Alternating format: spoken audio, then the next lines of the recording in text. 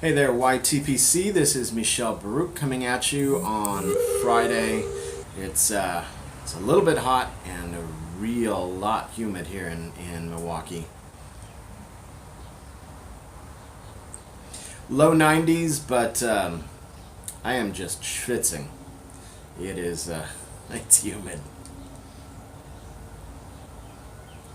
Anyway, bucking the what seems to be the summer trend of everybody switching over to Virginias for the summer, smoking a nice English, and by nice I mean amazing.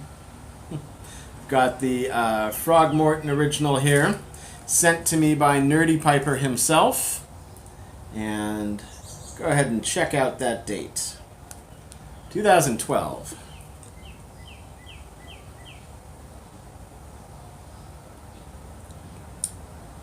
This is just amazing. It's not an aromatic, but so much of it almost feels like an aromatic to me. It's very sweet. It's got a sizable amount of latakia in it, but it's not acrid. It's like a smooth smokiness, not that kind of acidic center of the campfire smell, but maybe I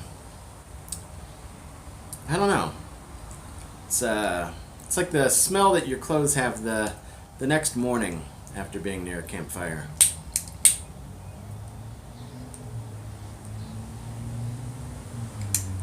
But I find this is not one of those things that you smoke because you're a latakia fiend, which I am.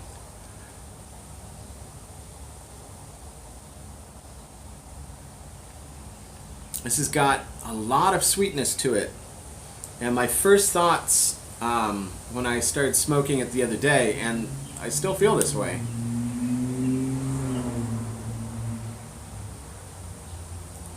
I taste chocolate and I taste cherries. Good ripe Bing cherries.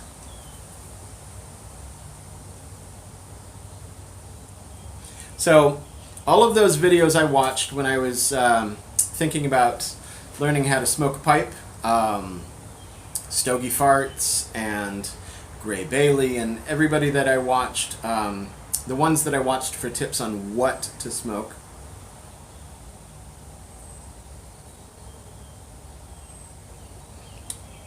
this was one of the first things that they said, and that was part of my original Frog Morton video a ways back when I waxed on about how I'd missed the boat. And then, of course, everybody sent me, nice guys that you are, sent me Frog Morton to try, different types of Frog Morton, so I get it. If this were the first English I ever tried, if this were a gateway experience into pipe smoking,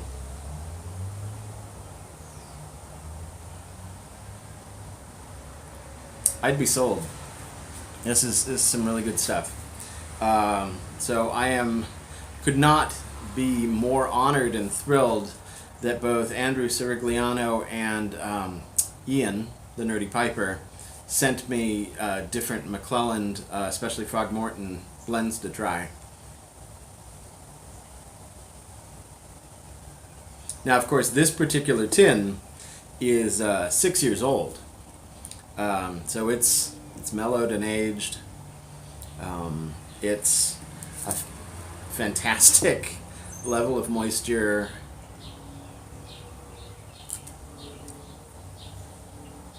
I'm gonna guess that Nerdy Piper kept this in this tin and not in a jar.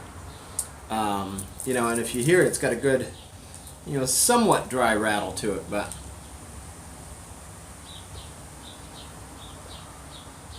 wow, it just smokes so nice. It packs so nice. It's got a great texture, a great feel to it.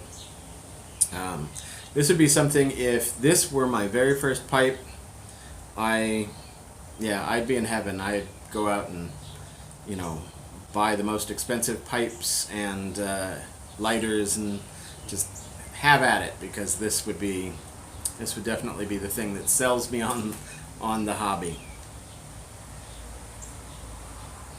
Wow. And it smokes down also, mark of a good smoking down to a pretty good ash there. I should mention, I don't think I mentioned it, this is my Alpha bent billiard.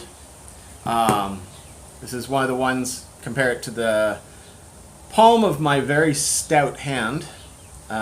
This is a big pipe. The previous time I smoked the Frog Morton Original a few days ago, it was in my Alpha Allegra, which also is an even bigger bowl, and it smoked wonderfully all the way through. No moisture, no gurgling, just astounding experience.